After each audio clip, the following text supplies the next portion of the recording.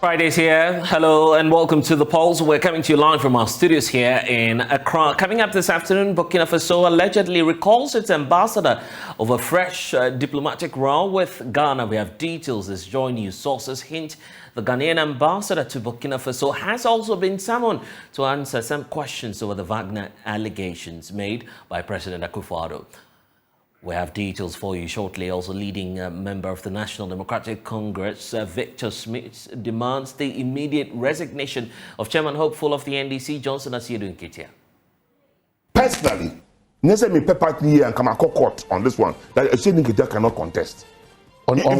He should be disqualified from the. On what basis? No, he should be sanctioned in the party. Well, there's more as we, of course, at your election headquarters look up to that contest. But General Mosquito insists that he will continue to lead the party. We'll see if he would become successful at tomorrow's Congress. And pressure is mounting on drivers to reduce transport fares as fuel prices drop significantly at the pumps.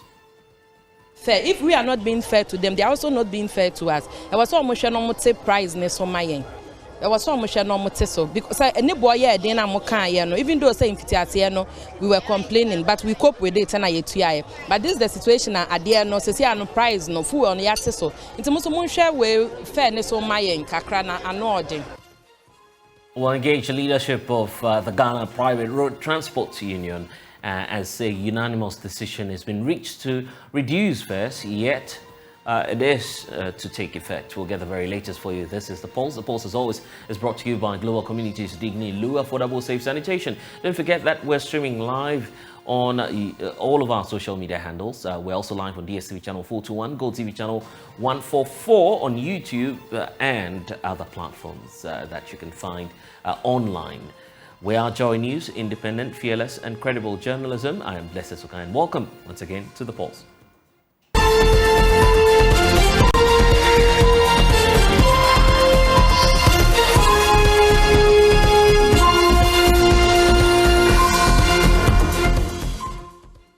And a bit of a story we are following up for you. The Republic of Burkina Faso has reportedly recalled its ambassador to Ghana over fresh diplomatic row with the Republic of Ghana. President Akufo-Addo, as you recall, Wednesday told U.S. Secretary of State Antony Blinken that the presence of Russian mercenaries in Burkina Faso, close to Ghana's borders, continues to threaten the peace and security of the northern territories of our country.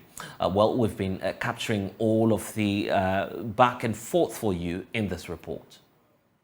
This is a very good occasion, but it's a particularly good occasion because it all started when President of Ghana, Nana Akufo-Addo, met U.S. Secretary of State Antony Blinken on the sidelines of the U.S.-Africa Summit. Today, Russian mercenaries are on our northern border. Burkina Faso has now entered into an arrangement to go along with Mali in employing the Wagner forces there. I believe a mine in southern Burkina has been allocated to them as a form of payment for their services.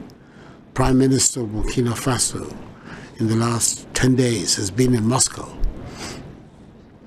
And to have them operating on our northern border is particularly distressing for us in Ghana.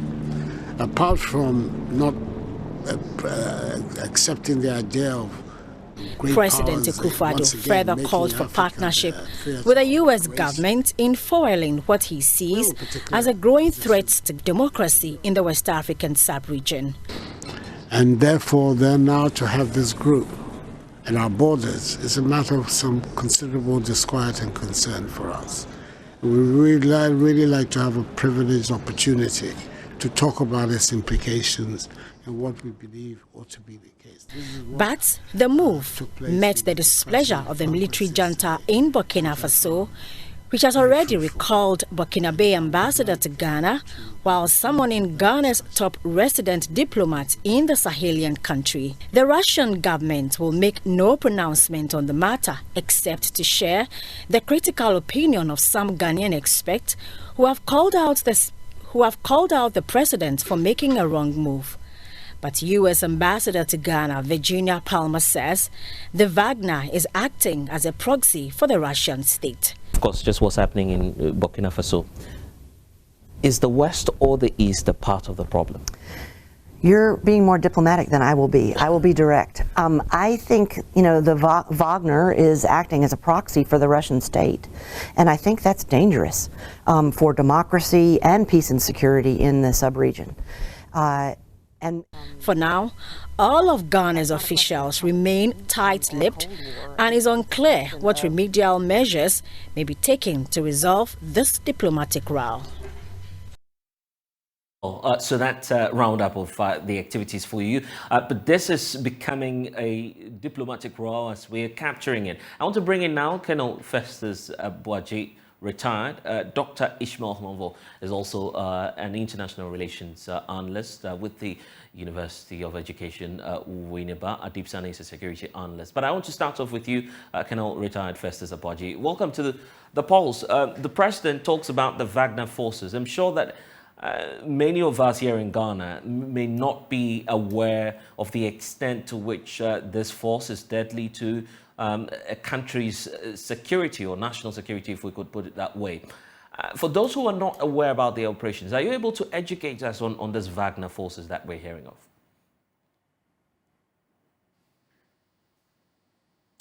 Kindly unmute for me so I can get the point you're making.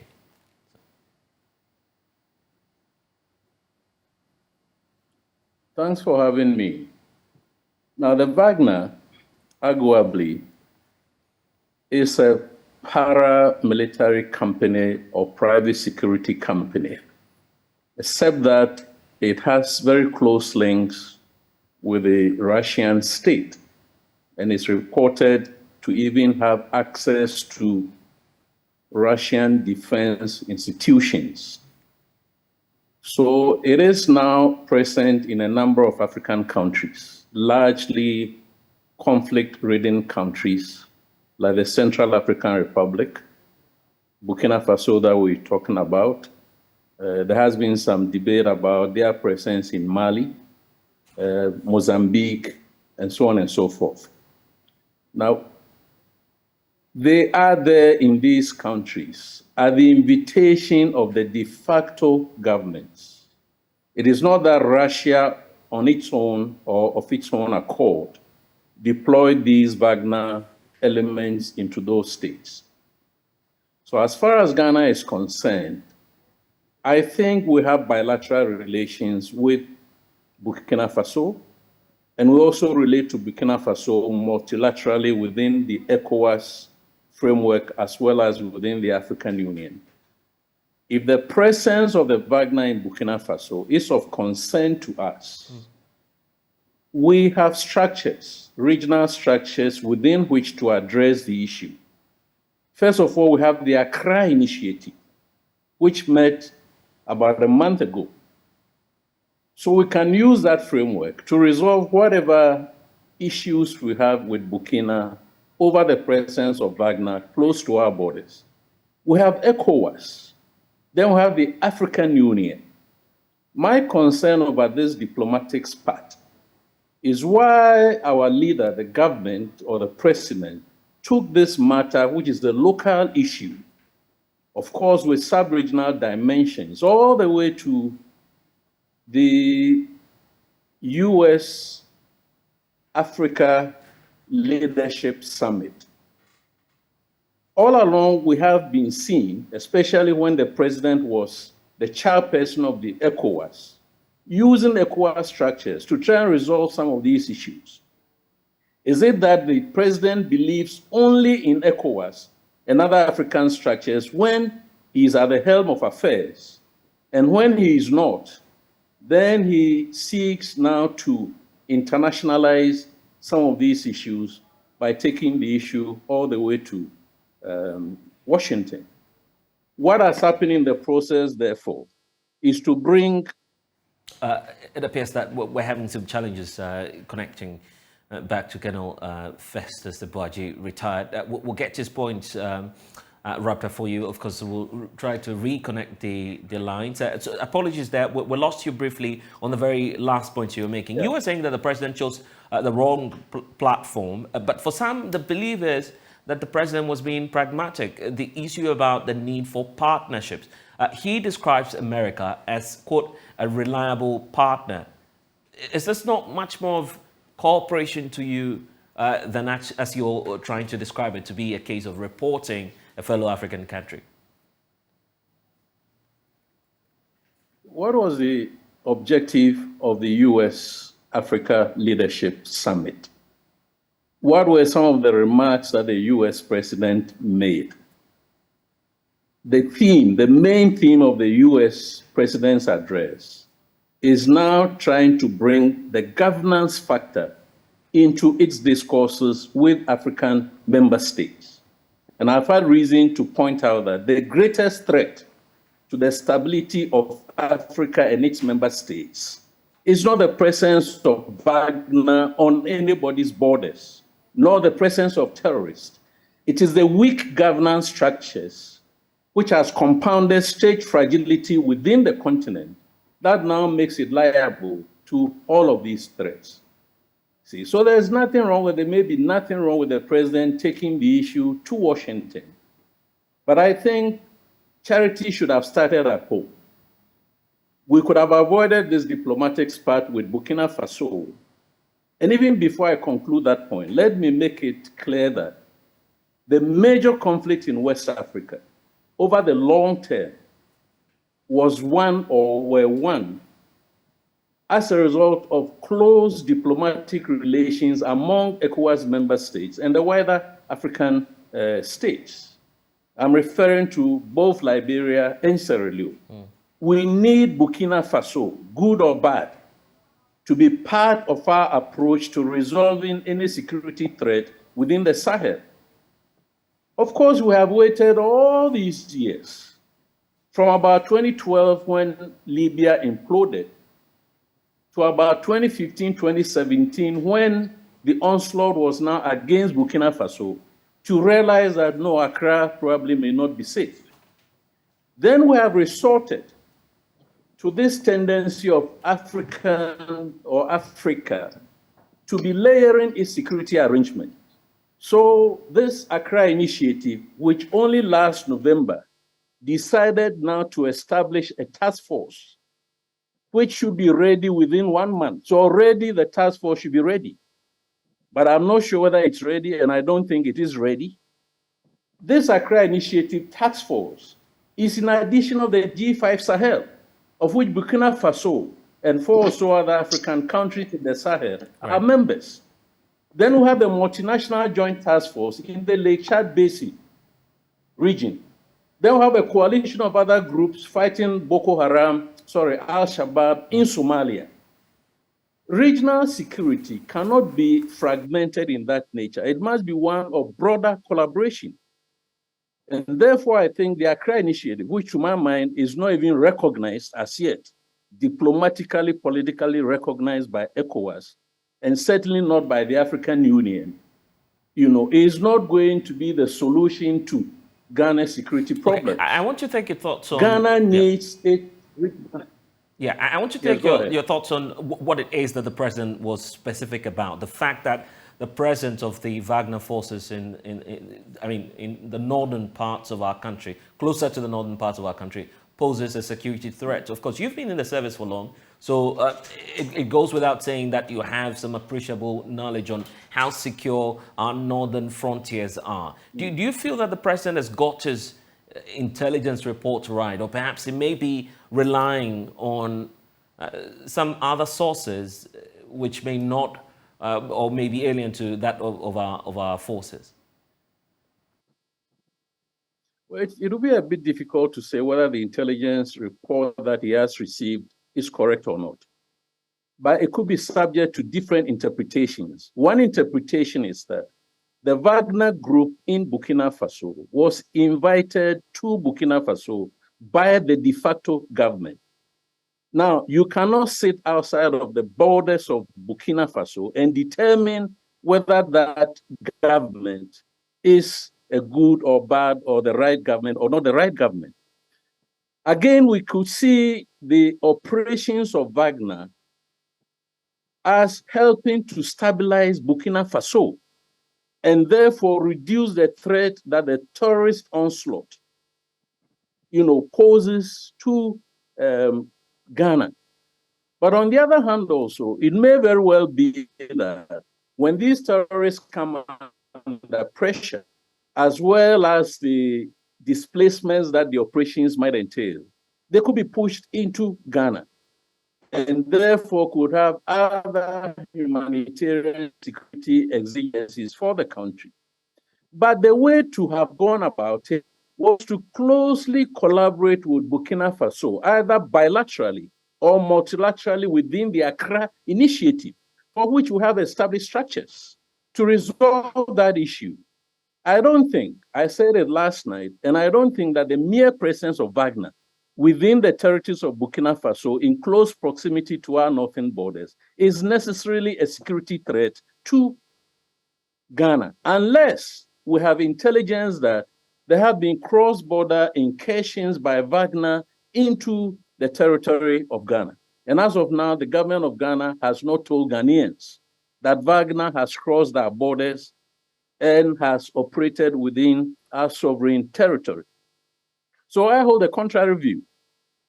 And my view is that I don't think taking the Wagner issue, in other words, expanding this discourse, bringing Russia in and placing Russia against the US, and therefore bringing the Russian-Ukrainian war dynamics into West Africa as another proxy dynamic is going to be helpful to us. It's not going to be. Indeed, we are also a partner to Russia. Yes, please. I was just about referring to what it is that Russia has been posting, but I just want you to hold on for us briefly. Let's also bring in Dr. Ishmael Honvo and Adib Sani. Adib Sani's post was retweeted by the Russian embassy here in Ghana. Let's hear from them briefly. I'll take your thoughts on that as well. But Dr. Ishmael Honvo, welcome to the show. The issue about Ghana's posture, non-alliance as we know it to be for some time now. Are we beginning to depart from that, looking at the president's statement? And kindly unmute for me so I can hear you, sir.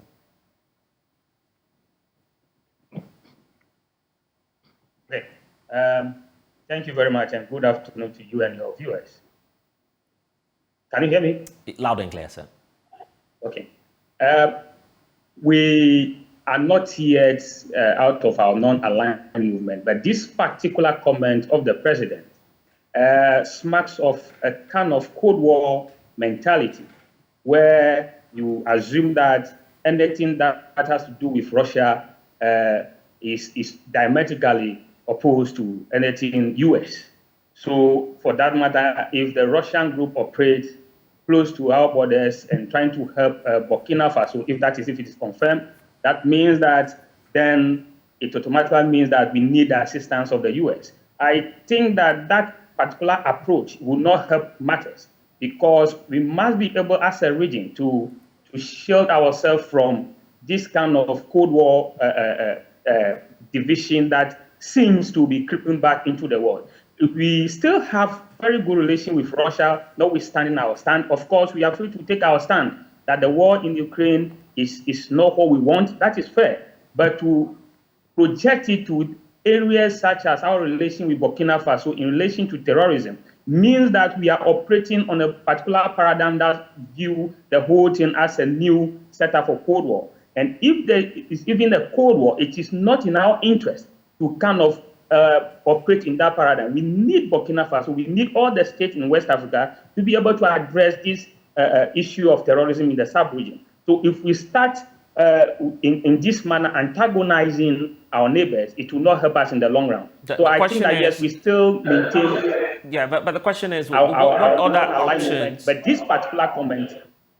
Yeah, I was just asking about yes, Doc, I was just asking about the options. What options did the president have? Some say that looking at our position, we need more military capacity, which we don't have.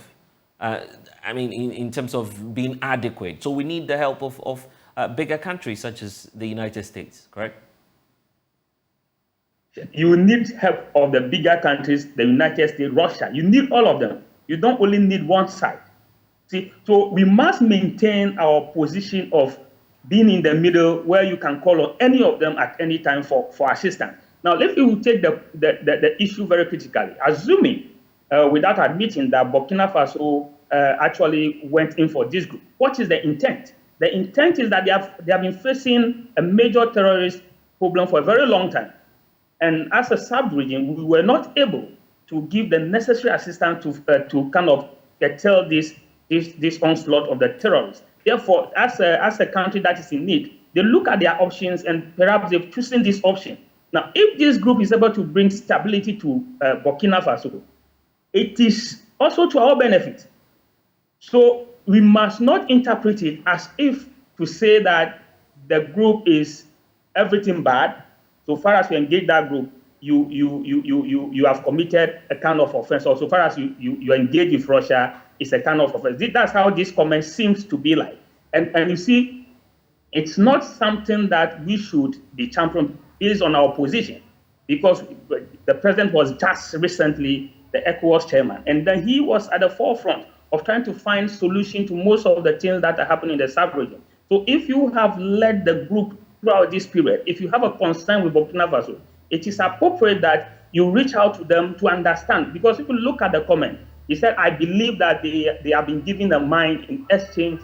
So it means that perhaps the intelligence he has is not even conclusive, because you are not very categorical in what exactly it is. Now, if you have this intelligence about our neighbor Burkina Faso, the appropriate thing to do is to engage them as to what the intent is, what exactly the operational parameters of the group will be. If you do that, then Burkina Faso is still with you, because you cannot fight terrorism in Ghana without Burkina Faso. Okay, and indeed, how do we reverse? We need military. I'm just wondering, how do we reverse what's being created now? Of course, we still can reach out to Burkina Faso and dialogue with them and let them understand that, well, it is in the context of maybe trying to solicit the help of the U.S. to help all of us in the region. Yes, of course, we have not yet cut off diplomatic relations. So I think that we'll go through the process diplomatically, and the diplomats will come out on top of it, and then we reconcile with them. Because we need Burkina Faso to be stable, for Ghana to also be stable. Indeed, we cannot always rely on the military solution here. Many of the causes of terrorism in West Africa are known to our leaders. Indeed, governance has been a major problem. And of course, if you look at the causes, unemployment, all these problems have governmental failures to put in policies that will address the needs of the people. So therefore, if you are going to deal with terrorism, it's not only about one country's approach of another group that you should be dealing with. We must be concerned with growing unemployment, particularly among the youth, because that is one area. We must also be concerned about how we govern our borders. What is the collaboration between Ghana and Burkina Faso in terms of governing the border? Those are issues that we still need, because Ghana as a country cannot police its borders without the help of the others at the other side. So these are very important issues that we must be addressing if we need to get forward. And I'll be coming to Colonel Retired shortly on one important issue about repairing the seeming damage. But I want to bring in Adipsani first of all before we do that. Adipsani, your tweet was, or post, of course, you put up a lengthy article. That article has been retweeted by the Russian embassy here in Ghana. The belief or the interpretation we're having is perhaps they share in that opinion. They did same for Dr. Vladimir Enchidanso as well, who's calling out President Akufo-Addo for bringing some sort of a Cold War closer to our borders. You say that the president is also jeopardizing with the country's security. How so? Well, we need Burkina Faso in protecting our northern frontier than the U.S. It is in Ghana's interest for Wagner to operate in Burkina Faso because the French have not been able to help. In fact, the French rather made things worse. When they came in, the militants didn't control 60% of Burkina Faso. Today, they control 60% of Burkinabe territory. So you can imagine, if they decide to let loose their borders, the implications it would have on our national security. And the Burkinabe Prime Minister, when he came to Ghana, didn't mince words in saying it. And if you feel what we are feeling, then you would know that action has to be taken to stem the tide of terrorism in West Africa. And I'm particularly shocked that, you know, the president, being a former diplomat and knowing the implications of certain comments, would say what he did. He said. You know, as a student of diplomacy, we say that the art of diplomacy is telling someone to go to hell. In a nice way, the person would ask you for direction to hell. That is why it is imperative that we exercise a great deal of circumspection and responsibility, you know, when making certain utterances, especially that has to do with the East-West the divide. We have no business there. I guess you're giving the benefit of the doubt to the president as being the commander-in-chief of the armed forces. Perhaps he has intelligence and has, weighed the option, sees the U.S. as a, quote, reliable partner. That's how he's referring to the U.S. Where else can we get help from? The thing is, the same president has been an advocate of African problems requiring African solutions. He's been an ECOWAS chair before. What did he do about the situation? Okay, so if we are roommates, we share secrets. One day we have issues, then the next minute you go out there telling people my secrets. You think I'll trust you again? So what he has done has broken the trust between Ghana and Burkina Faso. One, they wouldn't share intelligence with us any longer because they feel that if they give us the intelligence, we might go tell the Americans. Two, it's going to affect our ability to implement different aspects of the Accra initiative. Just about a month ago, they invited us to the Accra International Conference Center to agree on certain modalities on the way forward. And a lot of commitment was made in that regard. So what the president did is going to return us to square one, because there will be less cooperation between Ghana and Burkina Faso, and probably, and we need to take this into consideration, probably Malians who have also been working closely with the Wagner Group. Mercenaries is no new, it's no news. The Americans have dealt with mercenaries before the Blackwater, and then the president was the foreign minister then, when Blackwater was wreaking havoc in Iraq. The Turkish have their mercenaries fighting against Assad in Syria. The Egyptians have their mercenaries fighting alongside Colonel Haftar in Libya. The Emiratis, the Saudi Arabians, the British, and all that. Okay, so it is not news. I don't know why we have decided to swell ourselves by meddling in this, international geopolitical chess game. We have no business there whatsoever. And I think the president's statement in that regard is unfortunate. And we need to do a lot of work in managing the damage that has been caused already. Okay, let's be practical then. I'll start off with Colonel Retired Festus Eboji. How do we repair the damage?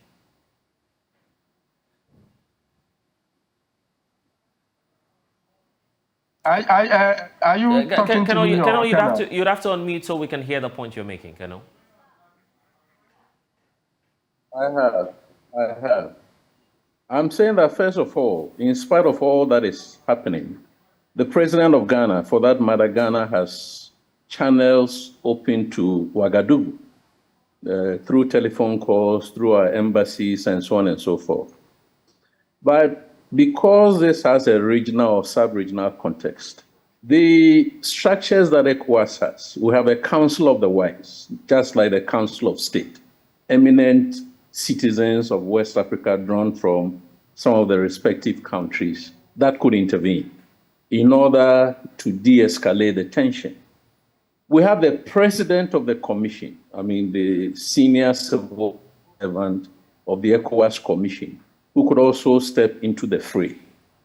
But technically, we have the Mediation and Security Council, from the ministers of security, national security, defense, and so on, down to chiefs of defense and whatever it is and so on. All of these structures could play a role. Indeed, other citizens like Ambassador Ibn Chambers, who has headed ECOWAS, has headed the UN office in the Sahel and West Africa and so on, could all play a role.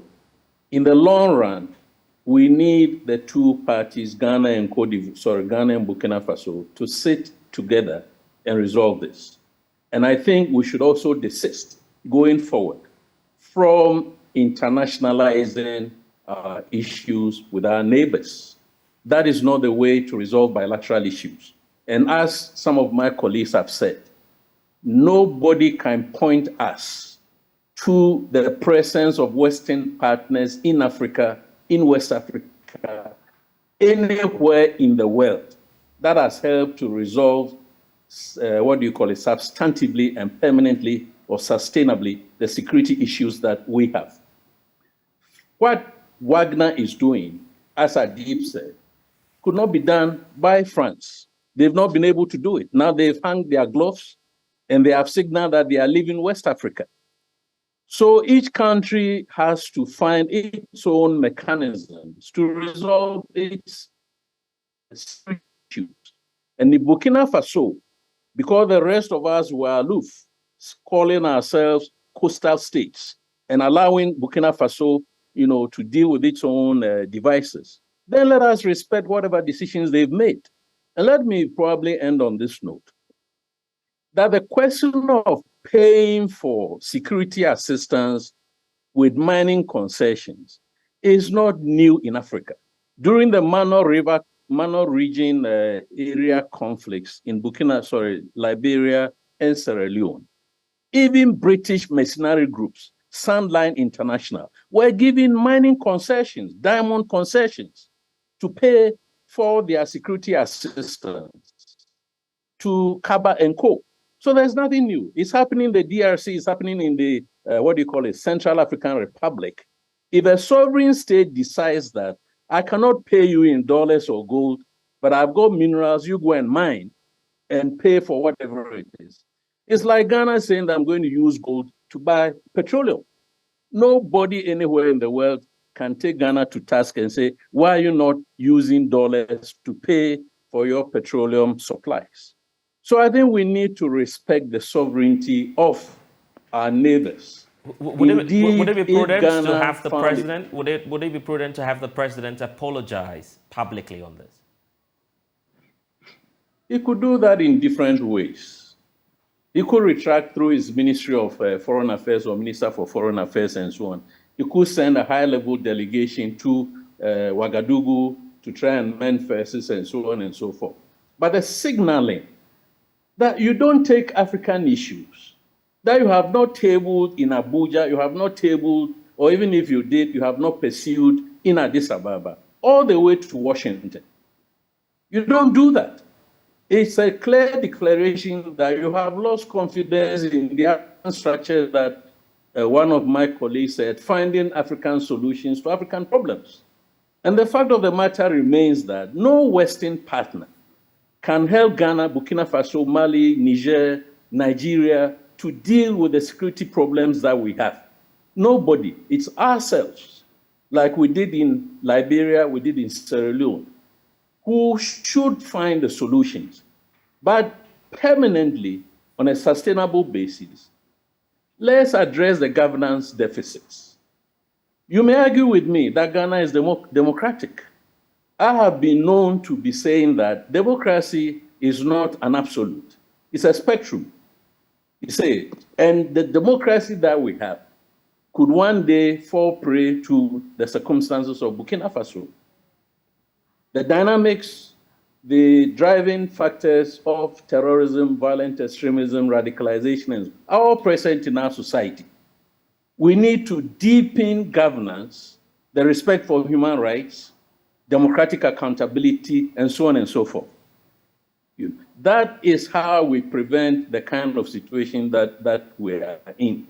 But as for Wagner, I don't think Wagner is ever going to cross into Ghanaian territory 1 inch, whether in pursuit of terrorists or whatever.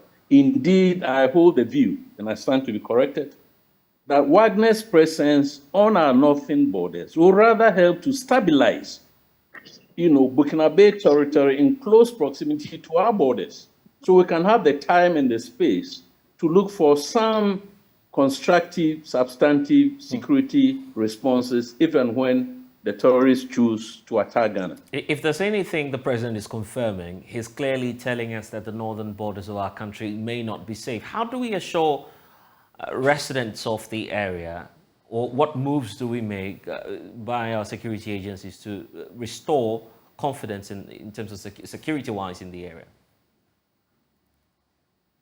Well, there are several ways. One of the positions that I hold has been alluded to, that the issues of instability are not only, or should not only be seen through security lenses. Indeed, the root causes of instability, whether in the form of violent armed conflict or whatever it is, are always developmental, are always governance, are always whatever it is. So rather than invest in this so-called Accra Initiative Task Force, let's imagine that we invested in development, formed a task force to deploy into our northern borders or other border areas and the rest of the country to offer development. And last week, at a certain forum, it was said that Benin has deployed such a mechanism or an approach and has recruited South African, whatever they are, not to be fighting terrorists, but to be digging boreholes, providing services that if and when terrorists take over your territory, they provide. So that is one of the approaches that we should adopt. Yes, let's look for the military solutions, but that should not be the long-term approach. The medium to long-term must be to develop the rest of Ghana, address the socioeconomic needs, the wide inequality gaps, and so on and so forth. And then two, to mend fences with Burkina Faso. Three, to educate Ghanaians. So we've been told that, say what you see or something like that. If you see something, the question is, if I see something, say something. Yes. Now, what exactly are the citizens to see? Is it that they must look for grenades, pistols? Do they know what explosive devices are? When they see a terrorist, can they identify who a terrorist is? You know, when people are now struggling to survive. So the whole approach, even that architecture itself, is not foolproof. It's just like slogans thrown into the mix, you know, which may not help. I don't know exactly what it is that we have on the borders, but of course we have our immigration services there. And I want to believe that we have plainclothes, whatever security elements there. We have other uniformed personnel, you know, deployed in different guises. We may have gadgets, technology, and so on and so forth. But all of that may not 100%, you know, protect us against the onslaught of terrorists. The history of the Sahel shows that wherever the terrorists have come, they have latched onto existing fault lines, which could be historical, which could be religious, which could be racial, which would be socio-economic. So rather than fear the presence of Wagner and the terrorists, can we look for some of these cleavages in our society? What are they? That if anybody comes, they are going to use to radicalize in order to turn them into violent extremists, to attack their own state or their own government. That is what we should be doing, but I'm not seeing that. Right. And last week, somewhere I pointed out that look at the national strategy for countering violent extremism and terrorism. Look for the portion which says that one of the approaches will be to resource local government. That is theory. It's academic. But ask yourself in practice, have we resourced local governments to provide the services that the local populations need? Our priorities are elsewhere. The priority is building a cathedral. It is not providing boreholes. It is not fixing schools. And over the recent past weeks, we've seen a number of schools that you have been showing, dilapidated, you know. So priority misplacement is part of the problem. But why are the priorities misplaced? Sometimes it's for personal gain.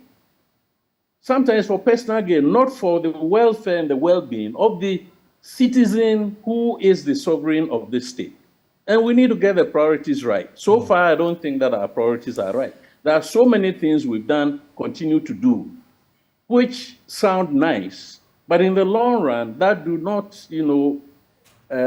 accrue to stability and sustainable peace and so on. Right. And I'm grateful that you've been able to join us, Colonel Retired Festus Thank you. Abaji. Thank you for your time. Let's wrap up with Dr. Ishmael Hovo and Adib Sani. And Doc, I just want to take your thoughts on the approach and posture of the president during the entire sessions, the various sessions that we've seen at the US-Africa Summit. He seems to be adopting a posture where he says, well, Africa must wean itself off aid and support, not necessarily support, but handouts from the West. He says, stop begging. I just want to paraphrase what is the president has been talking about. I mean, the approach of the president for you, does it really justify what we're seeing, I mean, in the various bilaterals and the high-level engagements it's been engaged in? I think that the president seems to be saying one thing and then committing to another. In the sense that even as we see with this comment on Burkina Faso, he's trying to get the US to support Ghana in providing security. Of course, when you run an economy that is virtually dependent on foreign aid, yes, you may have a future position where you think that Africa must get rid itself of foreign aid. But as it is now, it is impossible to totally do away with foreign aid. So you will still have to negotiate with foreign parties in order to address some of your challenges. But of course, he may be right in calling to African leaders, we need to build structures and systems that allow us to get out of aid. So I want to understand his comment within the broader context of the futuristic Africa, where we are able to finance ourselves without aid. But if you look at it critically as it is now, his comment and what we do seems to be totally opposite.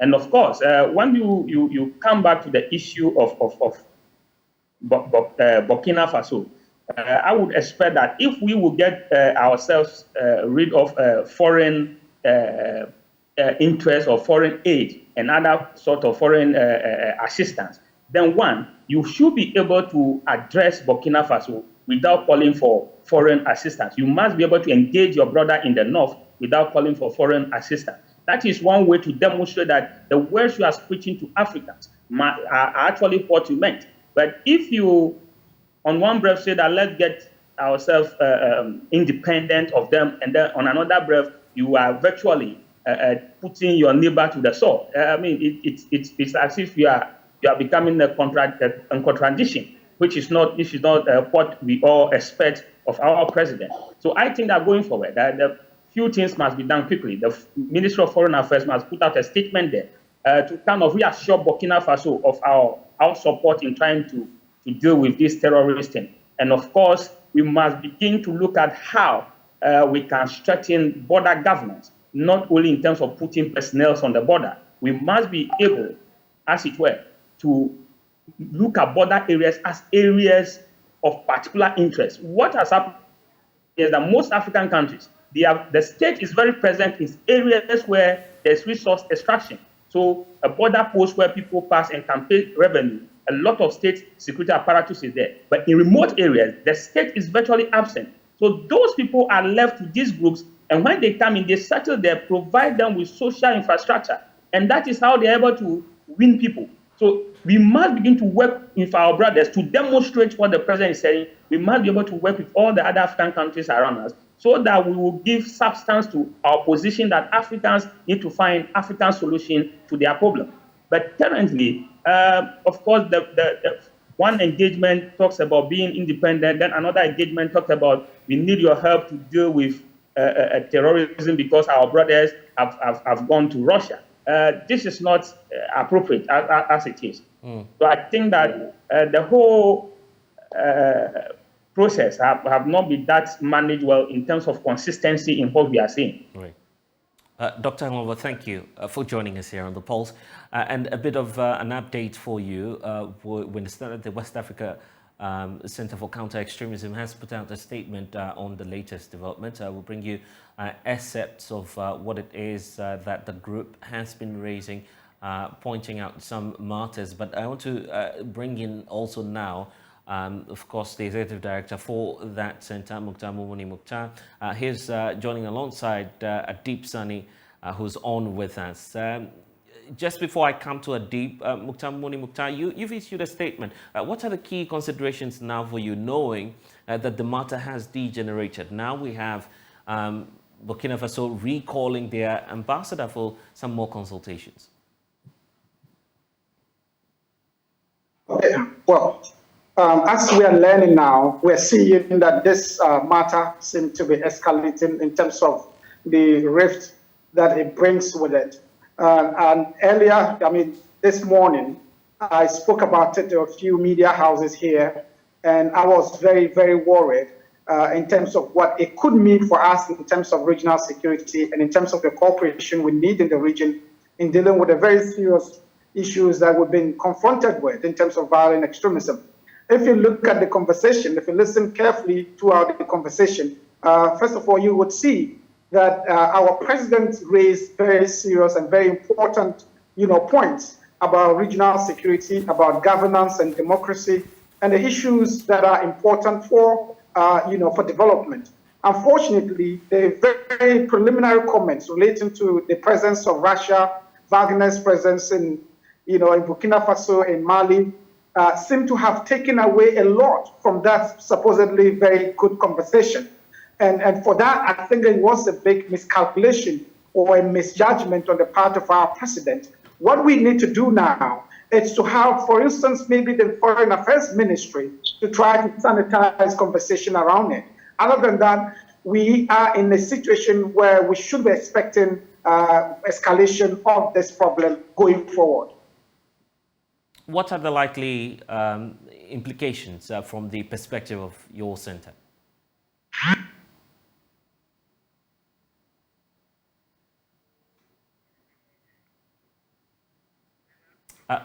We're unable to hear you. If you could just make that point for me again, Mukhtar Mumuni Mukhtar. If you could just make the point for me again, kindly unmute.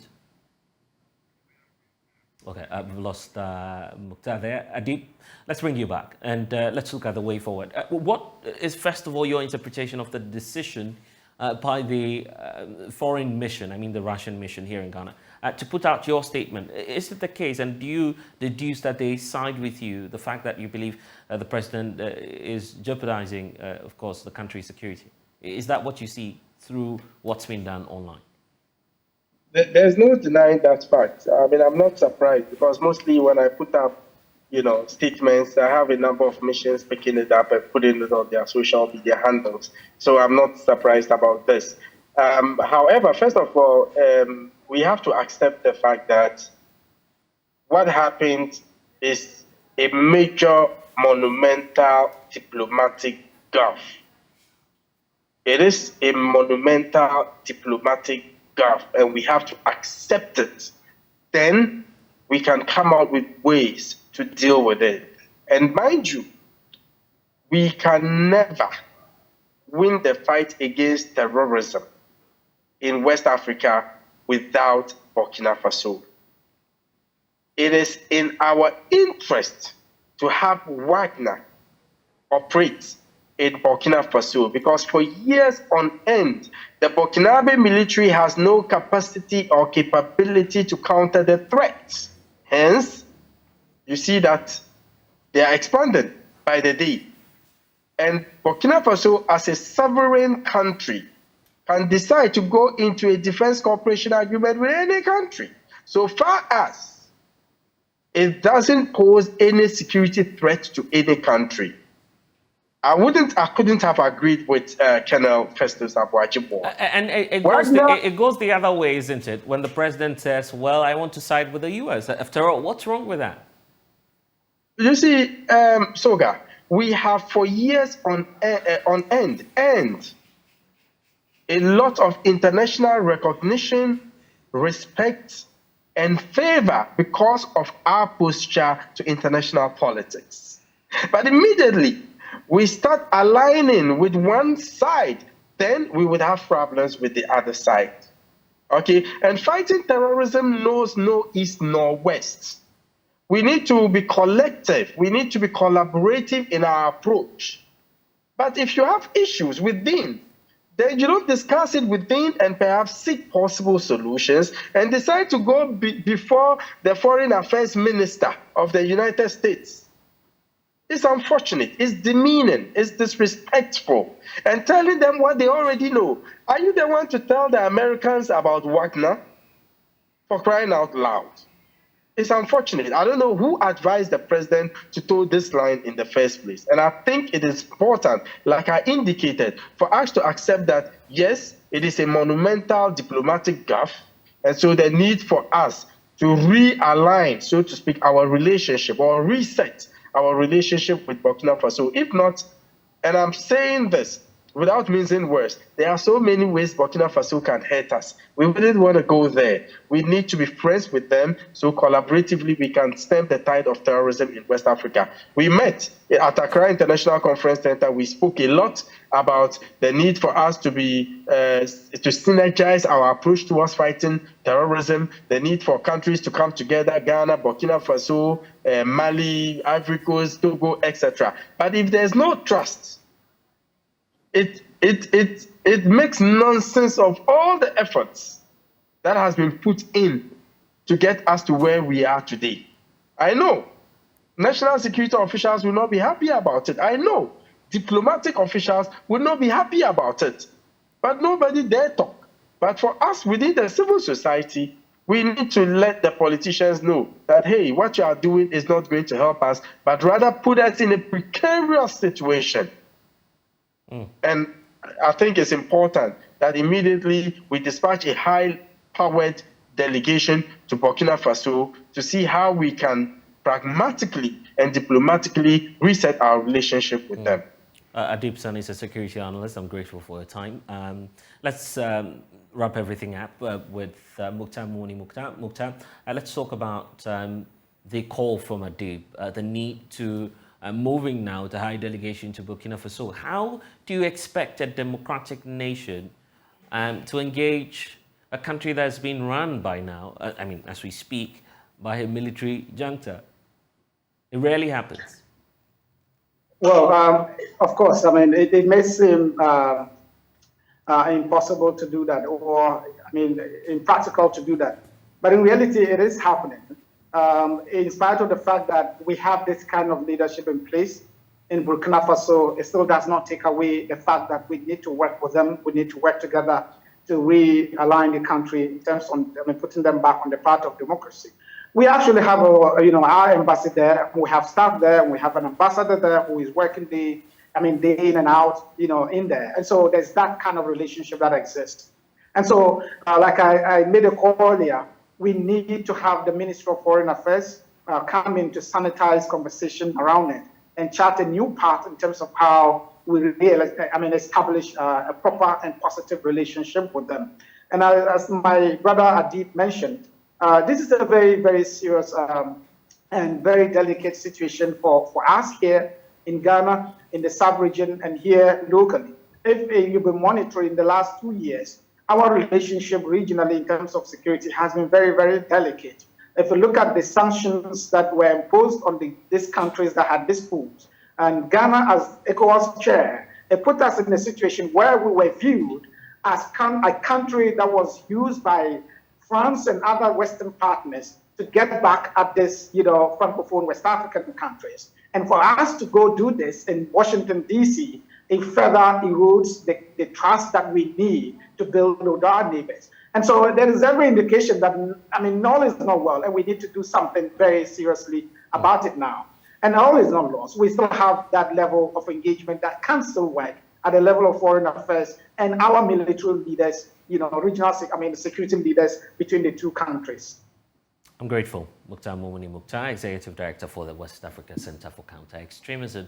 You're still with us here on The Pulse. When we return, we'll talk about the internal race of the National Democratic Congress. It's hitting up. We'll tell you more.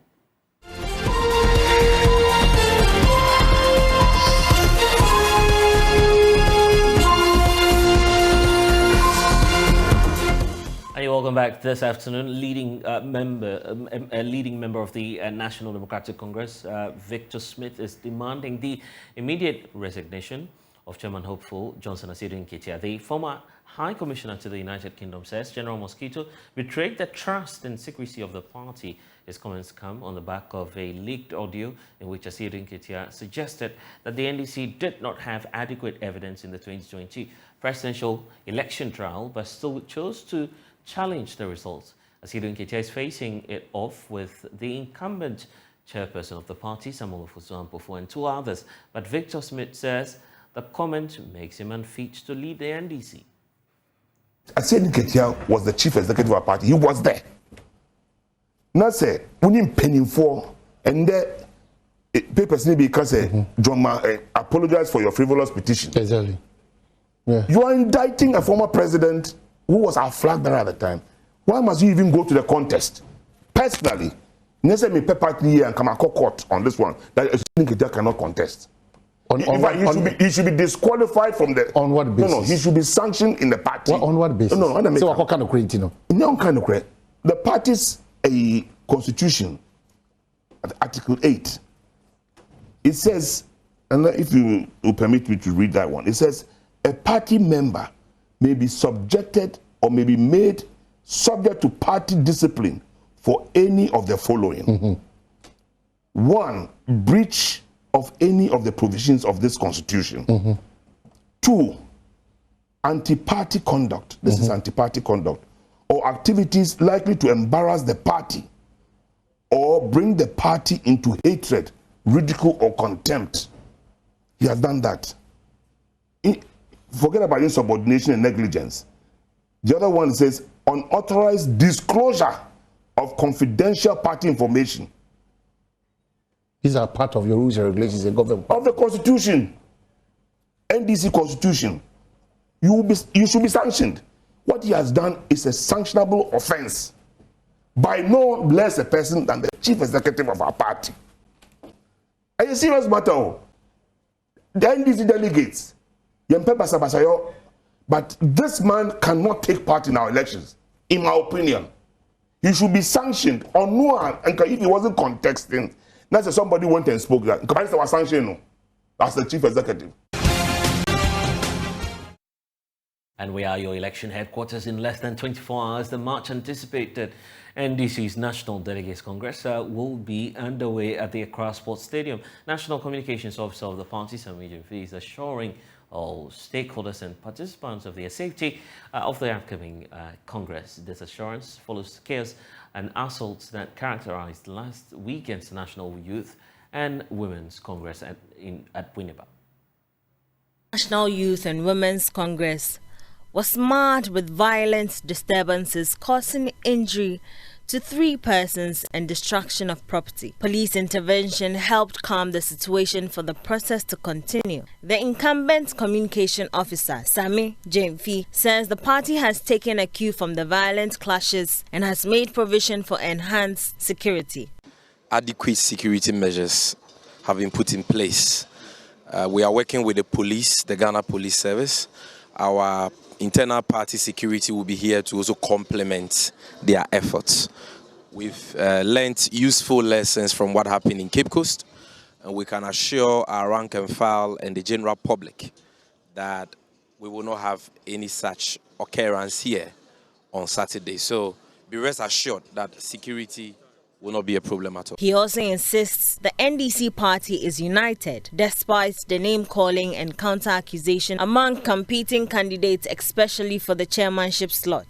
The NDC is not doomed. The NDC is in fact getting stronger and stronger and stronger. In every contest, there's a possibility of some acrimony and disagreements. But once the contest is over, we've always demonstrated that we are one big family, we love ourselves, and we have a common goal, and that common goal is our common focus. And so you can be rest assured that after all is said and done, after newly executives are elected and sworn in, we will unite, come together as one, and work for the progress of the National Democratic Congress. A total of about 9,000 delegates are expected to participate in the NDC's Congress come Saturday. A report by Prince Owusu Ansa read to you. Okay, then let's take you to Parliament, because some MPs have been reacting to the latest developments within the National Democratic Congress. As we look at the weekend's electoral exercise, Kwekwasanti, parliamentary correspondent, is joining us via Zoom right now for more on this. And Kweku, we understand that the House, especially those on this side of the minority, have been sharing their concerns with you ahead of the exercise. So I was able to get in touch with the minority whip just before he left Parliament. That is Ahmed Ibrahim. He just left the House. And he says that he believes that the NDC is currently facing this kind of uncertainty because the NPP are supporting Ahmed Ibrahim. The NPP are supporting Ofosu Ampofo, who they think if he wins, that will, in terms of the 2024 elections, weaken the front of the NDC. So far, we haven't heard such language from the leadership of the party. And this is a key person in Parliament who says that he believes that the NDC must look at this issue very well, and that if they elect Ofosu Ampofo, this will hurt the party's chances in 2024 because the NPP, the governing New Patriotic Party, are backing Samuel Ofosu Ampofo because they see him as a weak candidate and one person that they can win over. He has also been speaking about the numbers ahead of tomorrow. The numbers in Parliament are crucial. There are 137 NDC MPs. He says that General Mosquito of Esiedungetia can count on at least 128 NDC MPs who are fully behind him. He goes as far as saying that 9 NDC MPs, only 9 of their colleagues, are supporting Ofosu Ampofo, and that they have the names and they know exactly who these persons are. There are only 9 who are in Parliament and supporting Ofosu Ampofo. And so, I mean, very controversial statements that are being said now by Ahmed Ibrahim, who is a minority whip, who says that ahead of tomorrow's crucial election, the NDC's best bet is General Mosquito Esiedungetia, who is currently the General Secretary, and that any decision to elect someone Ofosu Ampofo will be disastrous for the party's quest to wrestle power from the NPP in 2024. His statement's quite crucial, isn't it? Particularly when we've not heard from the minority leader. But in the rank of the NDC in Parliament, this is someone who's key. So have we had any reactions or contrary voices to that? So he is in terms of the rank, he's the third highest ranking NDC official in Parliament. And indeed, to just send you back a few weeks back, after General Mosquito launched his campaign, Ahmed Ibrahim, was on that platform and said that the minority were solidly and fully behind Ofosu Ampofo to back. They were solidly behind General Mosquito to win the chairmanship race. At the time, the NDC caucus in Parliament put out a statement saying that officially, as a caucus, they have not endorsed any of the candidates. But today, he's putting numbers to the kind of rhetoric he has been engaging in the past few weeks. He says that 128 NDC MPs are behind Johnson Esiedungetia, and they are supporting his bid to win the chairmanship, and they are also doing the best that they can to whip the party's base in their various constituencies ahead of that crucial vote tomorrow, and that only 9 NDC MPs are supporting Ofosu Ampofo. And so if his words are anything to go by, and the whips in Parliament are powerful in terms of how they manage the numbers. They are the ones who call MPs to come to the floor whenever there's votes, so they count votes, literally. That's what whips do. And he's saying that the Esiedungetia can count on 128 NDC MPs. Of course, he doesn't mention names. Okay. Whether or not the minority leader, the chief whip himself, and other key NDC MPs in Parliament are part of this 128. This is an election. Anything at all can happen. Has he spoken to you on the unlikely events from his side? And I'm saying this based on what he's saying. When he sees his opponent, if I could describe it that way, being the chairperson of the incumbent chair of the NDC, Ofosu Ampofo, win the elections. What are we likely to see? Has he spoken to you on that? Indeed, that is the concern, that given the current rancor within the party, it may be difficult to bring the party together after tomorrow's crucial election. So I put it to him, in the lead up to the NPP election, John Boadu, for instance, was very confident that he was going to win the general secretary race. He lost. And so is the camp of Esiedun Ketia preparing for a possible defeat in the hands of Samuel Ofosu-Ampofo? He says that that's not something they are even looking at, because according to any and every projections that they have made, Esiedun Ketia will tomorrow floor Ofosu-Ampofo, and that Ofosu-Ampofo is getting this NPP support because they see him as weak, and that is the only reason why Ofosu-Ampofo is still in the race, because of that NPP support is garnered. But the rank and file of the party are going to go with Johnson Esiedun Ketia in tomorrow's election. Sogah Asante, parliamentary correspondent for Joy News. We're grateful, and of course be on the lookout for our coverage. This is your election headquarters. We'll be there to bring you all the action plus analysis here on the Joy News channel. You want to stay with your election headquarters. Now, pressure is mounting on drivers to reduce transport fares as fuel prices drop significantly at the pumps. Diesel is currently selling at 15 Ghana cedis, 40 pesos, whilst petrol is going for 13 Ghana cedis, 20 pesos in most of the filling stations. Director of Communications with the Ghana Private Road Transport Union, Abbas Imoro, indicates that there was some sort of a unanimous decision to reduce the fares at a meeting last night. But JoyNews checks indicate that the decisions are yet to reflect. My colleague Michael Ashale has been engaging some of the unhappy passengers. We are currently at the Odona Transport Yard here in Circle. The question here is, fuel prices have reduced significantly, selling below the 14 Ghana cedis mark, sometimes even as low as 13 Ghana cedis, 40 pesos here. We are asking the various stakeholders, the drivers and the commuters or passengers, what should happen now? Let me start with the station master here for the Kaneshi Transport Yard. Asking him, what should happen? Are they satisfied with the reduction that they've seen already? Chairman, what's on Ben Mikakra? About your frozen? Okay. Chairman, anti fuel baffom drivers. I am Modana. Oh, I had a bag of phone about 4 can't. The phone, your phone, and quiet. The total. The total only a pass will be all be anti so. Time at 3.5. Tuesday, we got a 3.5 go at 5.5. We risk him now, Kaki. We got to risk him, new one, 7.5. And the government 5, 4.5. Obianti Biaso, do get a full at $20 first one. No, this is one here too. I thought anyone can do what I want. I mean, I was looking for 10 months. Fine, that's about this. The judge anticipated money. We have a tight way, brand new tobacco 5.5. We were first at 3.5. Almost 5.5, 6 million. No boy, you don't have one here. I go from a clear. Omugana was okay for Omanama and the man of Janaco Brazil. So, Osei Kwame is station master, the Medina station master for the Odona Transport Yard here. He tells me it's a difficult situation for them, and conversations on reducing transport fares, although fuel prices have seen a significant decrease, should not be entertained yet. He wants spare parts to also be reduced before this conversation can be entertained. But what passengers understand it the way he's explaining it. For some passengers, they want the decrement in fuel prices to follow as soon as possible. That's a loading vehicle here. Let's ask some of them inside of it. What should happen now that fuel prices have seen a significant decrement over the last 2 weeks here? Let me ask some of them. So, Embra form and Encostro. Embra form. I didn't Embra form. Because so much so.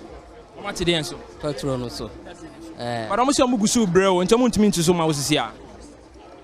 But I saw much so because Tamamo almost the big count on that.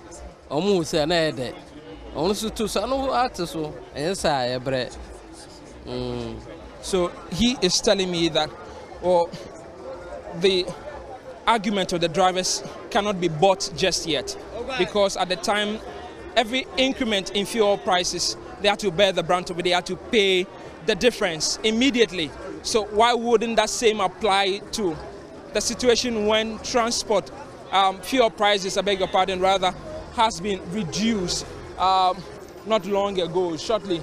So let's find out some more passengers what exactly they make of the current situation here at the new plant transport here.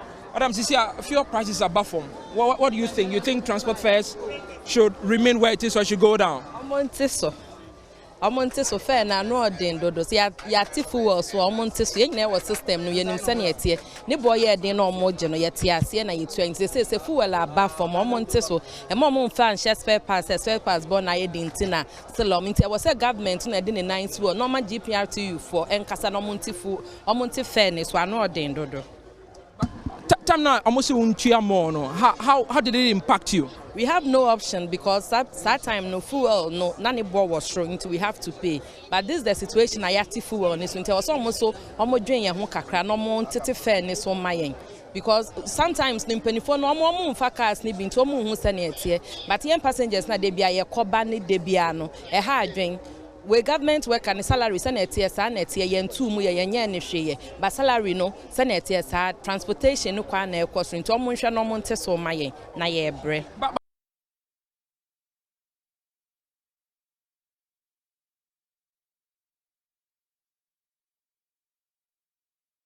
Let's get more on this. Joining us via Zoom is the General Secretary for GPRTU, Godfred Applebiri. Thank you, sir, for your time.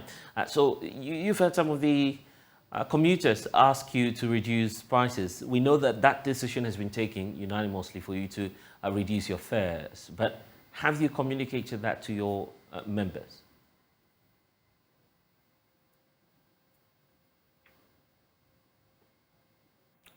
Godfred, if you can hear me, I'm just asking if you've asked your members. You've taken the decision on all right, but some of your members may not be aware that indeed you've directed them to reduce the fares. Have you started engaging them on this? Well, let me say good evening to your listeners first. You know, I think I heard the conversation and I heard the outreach contact to the passengers and then some of the drivers. But what I think I have to say to correct the impression is that we had held a meeting first with the transport minister, and then the intention was to see whether the first person we brought the fuel from 23.49 to the 20.29, and then from there it brought it back to 18.44 and others 18.86. We held a meeting with the minister with the intention to speak to all operators to see whether they could reduce the fares once the fuel prices had come down. What the response which some of our communicators had said was that if the fuel prices was brought back to the 50.9 after 29th of October, then it was the right time for us to talk about fare reduction. So that initial meeting didn't come to any consensus. So yesterday, around 4 p.m., we held a meeting with the minister and then his other members of the office there, including all the transport operators, GRCCC and then the GPRTU. We ended at his office there around 9 p.m.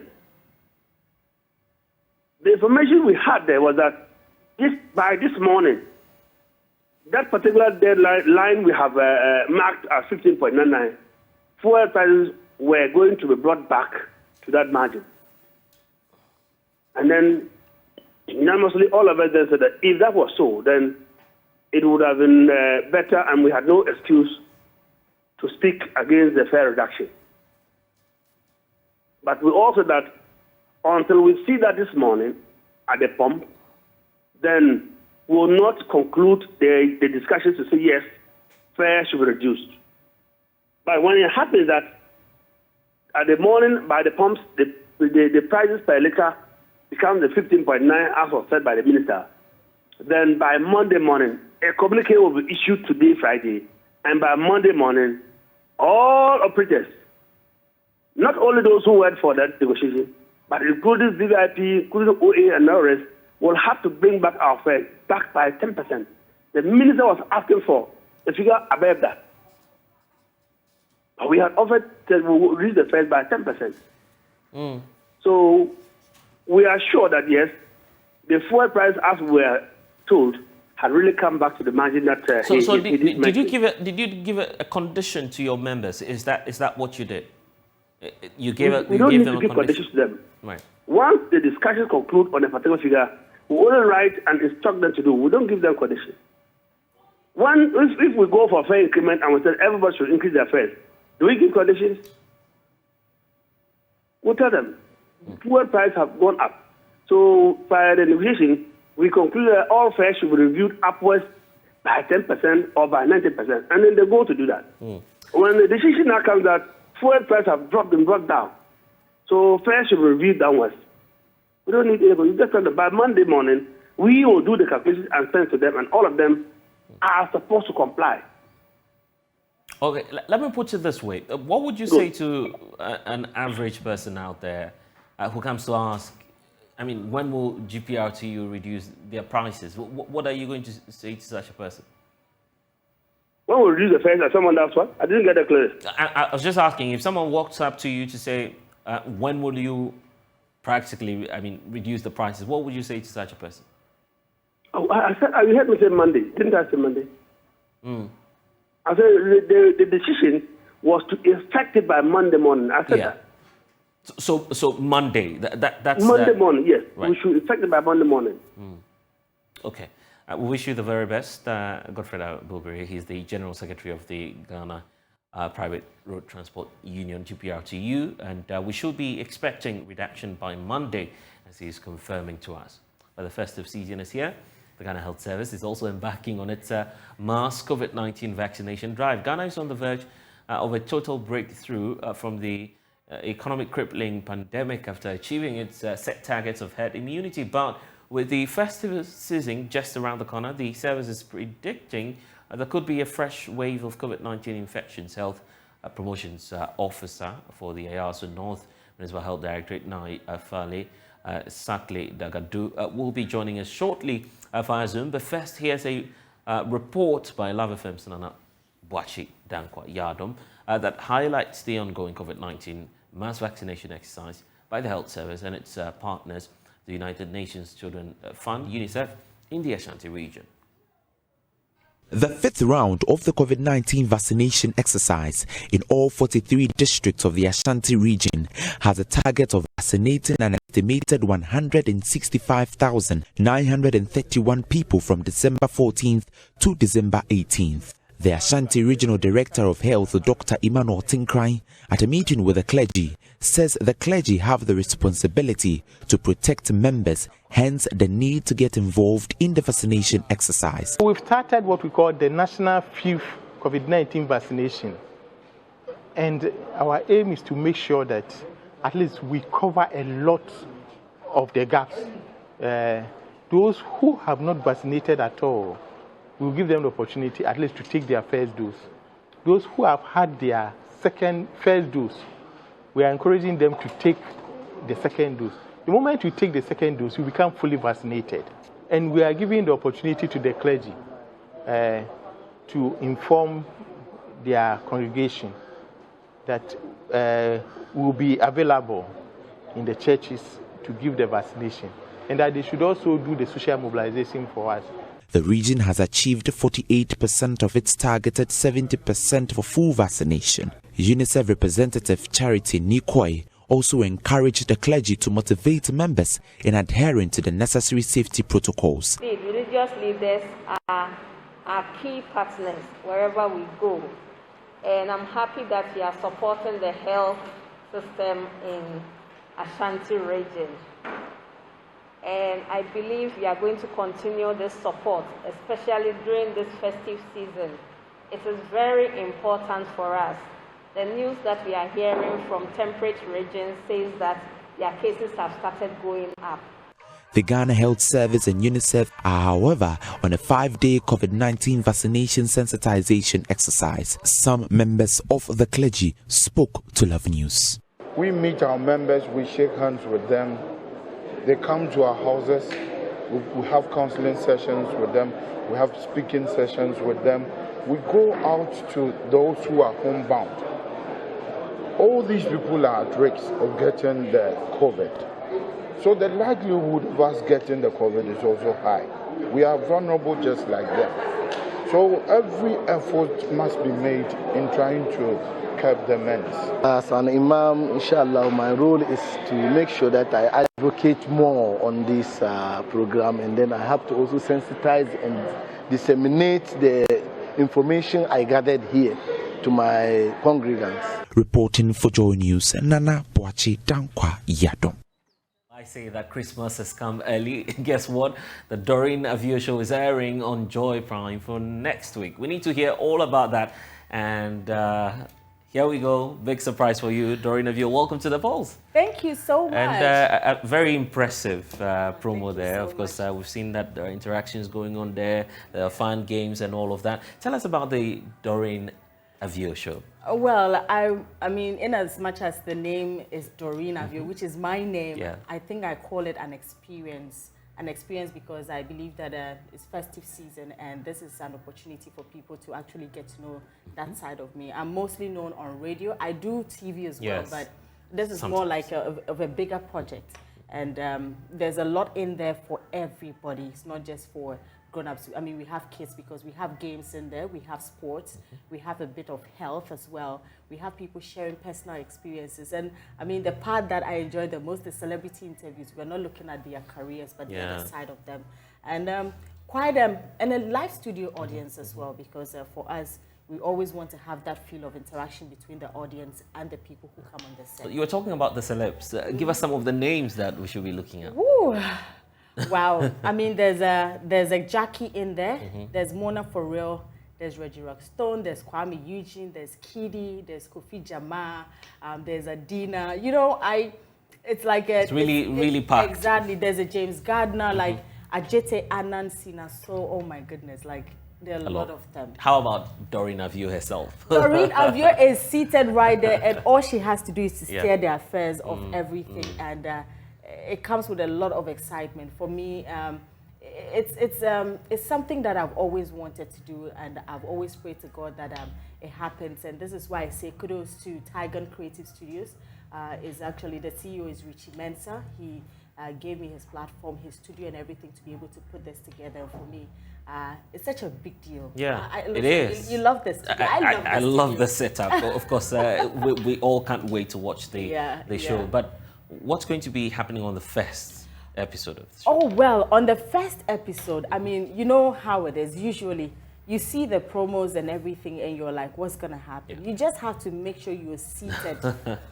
That's on the 24th of December. As I said, Christmas came early, and for us, we're looking at giving you an experience on Joy Prime. So just make sure you're behind your television set. And just so you know, I will remind you every day. It's definitely going to be the reminder on social media, on online, myjoyonline.com. It's going to be on Joy Prime. It's going to be on my socials as well. So just keep your fingers crossed and let's have a good time. Okay, let's remind our viewers of the time again and when it's starting. All right, so it's on the 24th of December and it's starting at 5 p.m. prompt. It's going to be live on Joy Prime. Yes. Doreen Avio for you, everyone. And of course, on that beautiful note, we're wrapping up the polls here on the Joy News channel. Next is Let's Talk Showbiz. And guess who you'll be watching on your screens again? Doreen Avio. Enjoy the rest of the evening. We'll see you again next week.